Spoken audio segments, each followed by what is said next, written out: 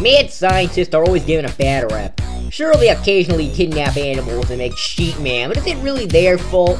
I personally pin the blame on those annoying blue piss that mess with them. Sonic the Hedgehog, the Blue Blur, and Mega Man, the Blue Bomber. I'm Fiction Fight, and this is Fiction Fight.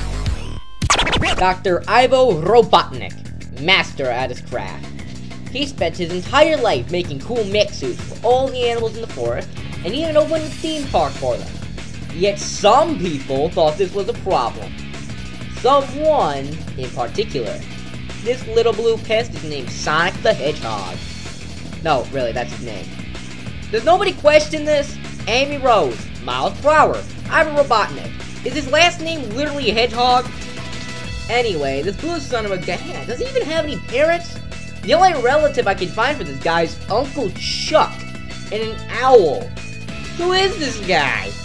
Well, in Sonic Underground, he has parents. The entire show is based around him getting abandoned with his never-before or since-mentioned brother and sister. Hey, Tro, get out of my room! I'm trying to film a video! No, you were ranting about video game lore again. Alright, Mr. Calm, you can try explaining the background. Sonic the Hedgehog's origin story is kind of hard to lock down. Some say he was a nerdy kid that turned into Sonic as his superhero identity. Some say he was originally some guy named Olgoev before he got his powers. Or maybe he was just spawned into existence by the will of a corporation desperate to triumph over the game industry. Whatever the case, he's a speedy blue dude with an attitude, and he's the fastest thing alive. Ignore all the guys that are clearly able to move as fast as him. Sonic is superhuman overall, but his main attribute is that he's like the Flash. He'll move super fast, and he can ditch the girl. His average speed is about 765 miles per hour, and his average run, he can outpace the screen in some games. He's also generally strong and durable, able to break metal just by bumping into it with his quills. I'm also guessing he has a thick skull because jumping headfirst into a robot seems to be a good way to give yourself a concussion. But Sonic games aren't just him running and hitting enemies. Okay, maybe they are, but he has had plenty of extra abilities over his 30-year career. Most iconically is his spin dash, in which he rolls into a literal ball, somehow, to both increase his momentum and make himself a running ball to robotic death. He's also able to spin in the air and dash directly at his foes, a handy technique he learned from himself. Long story. Moving on a couple of generations, Sonic has had plenty of other equipment over the years. Elemental shields, bubbles to breathe underwater, a go-kart, despite being the fastest thing alive, super shoes, despite being the fastest thing alive, a hoverboard, despite being the fastest thing alive. He's already the fastest thing alive! You already have the speed advantage! Boost literally anything else! Well, despite all that, he does have plenty going for him besides just going fast. Like the time he pulled Excalibur out of the Sword in the Stone and proved himself to be the king of Camelot. Ooh, Sonic British! Does he attack with tea and biscuits too? Though sometimes that's not enough. That's when he busts out his secret weapon, the real superpower of teamwork.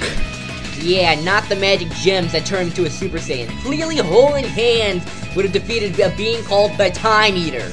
Well, they were helping in that fight. What the hell was Cream and Cheese going to do about it? Let them know how many attacks were coming. For the love of... The point is, Super Sonic is Super Sonic, moving faster than normal Sonic, even though he's already the fastest thing alive. Hey, did you get that? Sonic is fast!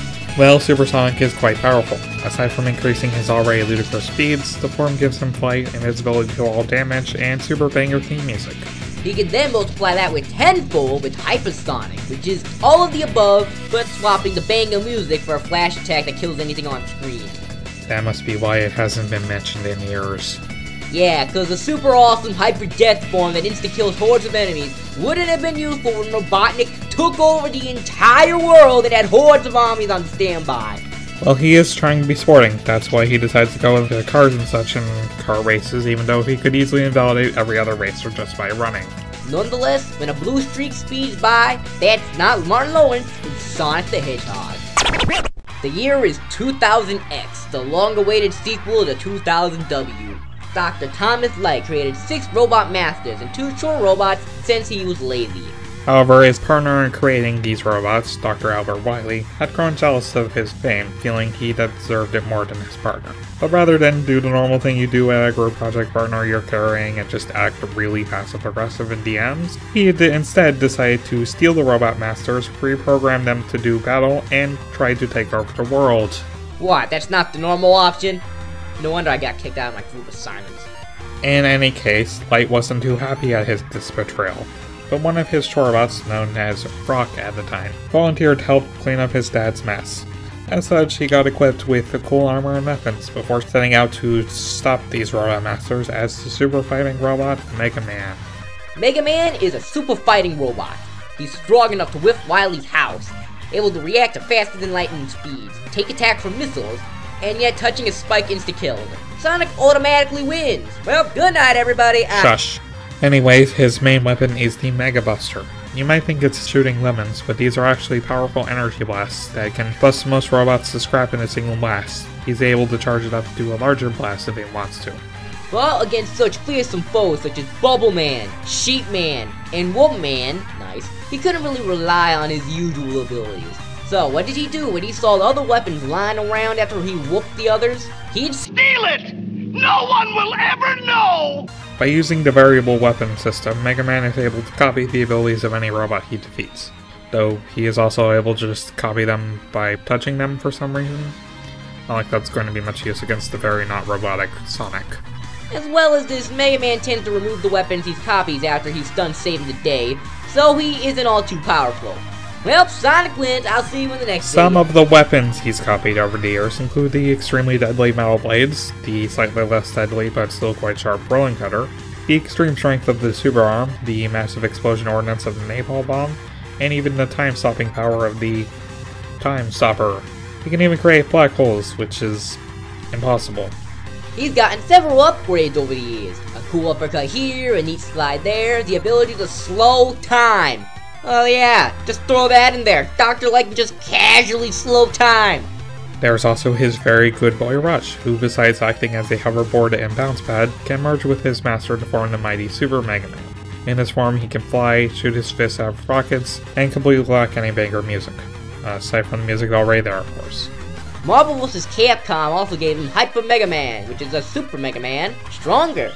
If I had a nickel for each blue platformer mascot who fought a mad scientist and had a super form that could be upgraded to a hyper form, I'd have 2 nickels. Which, I know it isn't a lot, but it's weird that it happened twice. Mega Man stopped the machinations of Dr. Wily many times, and has gone up against many other threats, like the alien bear star droids, or the mysterious supercomputer Ra Moon. This gives him a lot of experience, which he puts to good use when he fights. He's also a pretty skilled soccer player and good at kart racing. Yet, even a robot who can't age somehow died. He is never mentioned again in this X series, and is the direct correlation to the end of humanity according to Mega Man Legends. Great job, Rock, you really did humanity a favor there. Despite all that, Mega Man is dedicated to saving the human race and defending it from all danger, all for the sake of everlasting peace.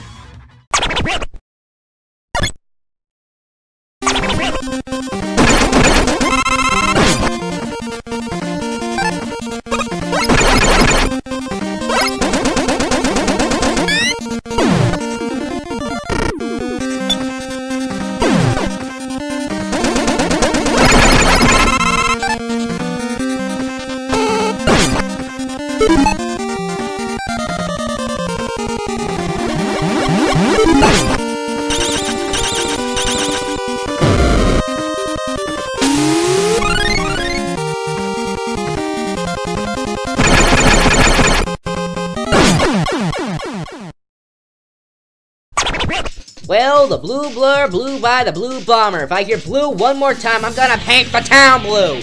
So, you might be thinking that this was an extremely close match.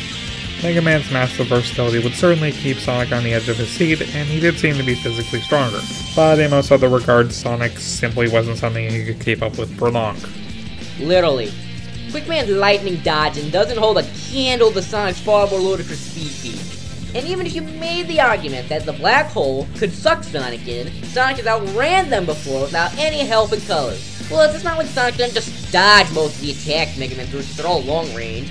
Mega Man would have to get up close to Sonic, the hedgehog covered in spiky quills. Mega Man has a weakness to spikes. Even with the time stopper, Mega Man can't attack when the time's paused. Supersonic was also a pretty huge advantage. Not only did it extend the already ridiculous speed gap, but his complete invulnerability in this form would basically mean the fight was over the second Supersonic opted to come out. Guess we were gonna have to rename him to the Black and Blue Bomber, huh? God, what did I just say? He's blue, my hand's blue, your eye's blue, I'm blue! Double D, double This fiction fight belongs to Sonic the Hedgehog. You know, that was kind of fun. Might have to help with these from now on. I have a blue house, the blue window. Blue is the color that I wear. I'm gonna take that as a yes.